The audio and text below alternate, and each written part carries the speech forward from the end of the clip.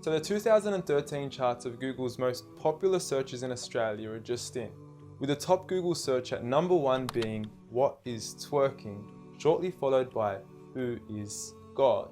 Now, on saying this, I don't think you have to be a genius to figure out which of the two questions is more important to be asking Google. I mean, one could potentially explain the reality of our existence, while the other would potentially leave us scarred for the remainder of our existence. And look, I know there's a lot of skepticism surrounding this issue, and quite frankly, I don't blame you. I mean, the meaning of God has been thrown around so often we forgot what it means. From some Zeus-like man in the sky with a big beard, to Thor, to a half-animal, half-human creature, to Kanye West shamelessly producing a track titled "I Am God" on his album Yeezus, to Eminem then self-proclaiming himself as the rap god, a new brand of clothing titled "I Am God", and who could forget Justin Bieber and his Believers. You affectionately refer to your fans as beaners. No, believers. And now I understand that most of this may be exaggerated, and many of these examples are mere semantics and plays on words that are probably being taken out of context, as let's face it, nobody actually believes in Bieber, and I highly doubt that Kanye West considers himself a god. When someone comes up and says something like, "I am a god," everybody says, "Who does he think he is?" I just told you who I thought I was, a god. And now Kanye West smashes his head into a street sign really, really hard. Oh! Kanye! Oh, Kanye. Kanye, you okay? Sounds like Kay's got a new hit. A god. That's who I think I am.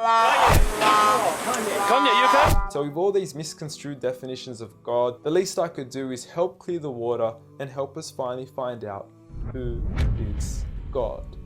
Well, to begin, let's start with the things that we all agree on.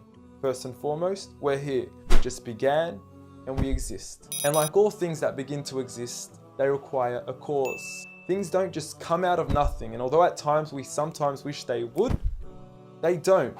If I told you that this glass sprang into existence, this glass made itself, you said Muhammad Ali's crazy. So in saying that, knowing the cause of us is crucial to understanding who God is. Although we are able to explain that we did have a beginning, as many leading cosmologists have affirmed, we are still left unanswered as to what was the cause of our beginning. And before you lash out saying, "Oh, but we can't see what happened before we began," or "you can't prove there was a creator," we say quite openly, neither can you disprove a creator. And by observing the reality of our world and our existence, its order, its structure, and the systems, I see no reason not to believe in a creator.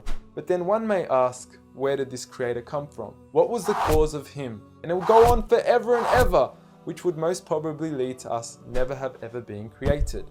So for God to exist, he must exist without a beginning, therefore not requiring a cause, making him eternal. He should also be transcendent from his creation and not bound by any of the realms he had created, whether it is time, space, or matter. For instance, when Steve Jobs makes an iPhone, he doesn't become the iPhone, he is separate.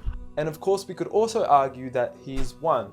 This makes the most sense, and it would also avoid any potential conflict between two disputing all-powerful gods with conflicting interests. But we still don't know which God is he. Are you Zeus? Are you Thor? Are you Yahweh? Well, if you agree with everything I've said up until now, you will realize that each of these gods don't fit into our established criteria of who God is. They are all created beings, they are not eternal, they have not created anything, they are dependent, and they require sleep, rest, oxygen, and food. So who is the one and only true God? I present to you a God who is one and only, eternal, exists without a beginning, who was uncreated, requiring no cause for himself, yet being the absolute cause and creator of everything else. Allah. A simple definition of God that is logical and rational. There is nothing like him, no man, no creature, nothing imaginable. He is the one who is perfect, although I don't like using the word perfect because our understanding of perfection would never encompass his true essence. He is in control of everything, whereby nothing can harm us unless he wills it. He is the all-knowing, the all-hearing, and unlike our friend Kanye, he is the all-seeing.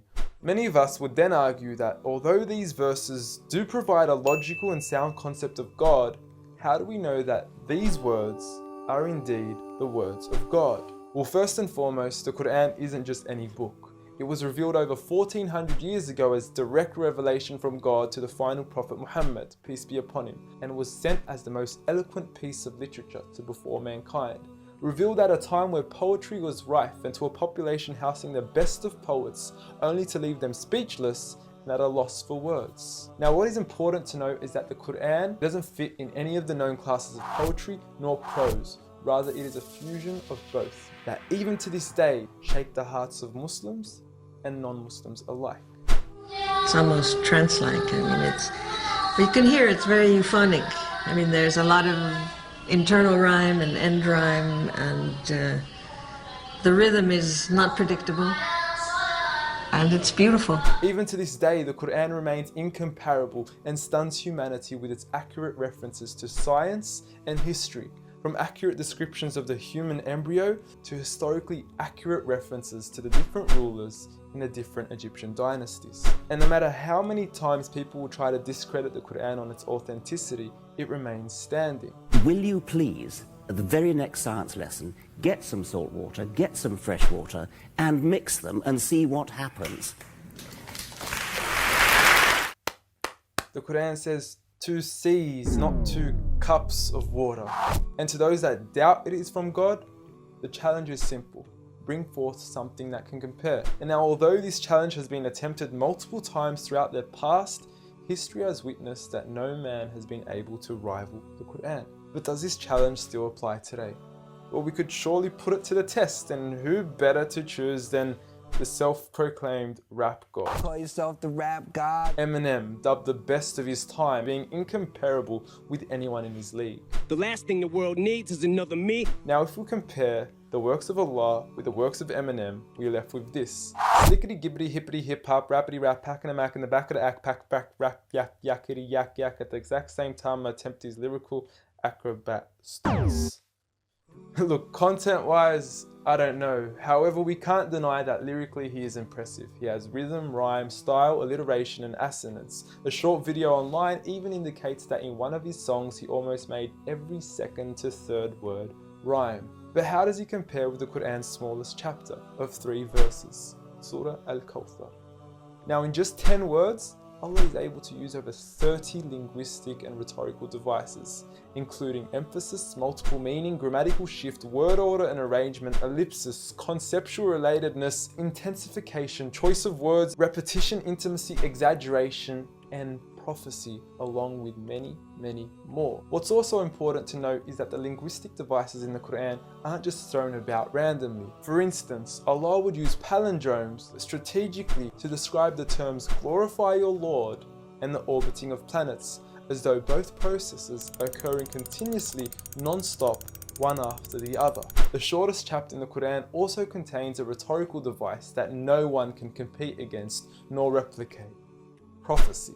At the end of the first verse, Allah promises Muhammad, peace be upon him, that he would be given abundant good at a time when he was at one of the lowest points of his life, with a small amount of followers and low social status. He had even just lost his son, and his enemies were taunting him with cut-off lineage and progeny, yet Allah was promising him abundant good at this time.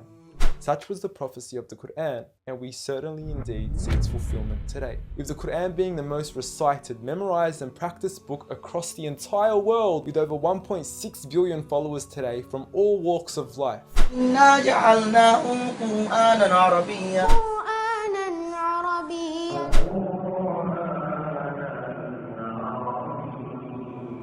Now, I know many of you are probably thinking, okay, cool story bro, but what's the purpose of the Quran? Well, the importance is that it gives meaning to life, from our overall purpose of existence to why we're here and what happens once we die. God teaches us that each and every single one of us is being tested. We weren't created for mere play, we were created with a purpose, and that is to be obedient to God and His rules. Those who believe, there is reward, and those that don't and are arrogant, there is a punishment.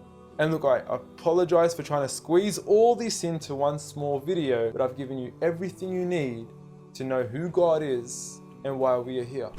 So read.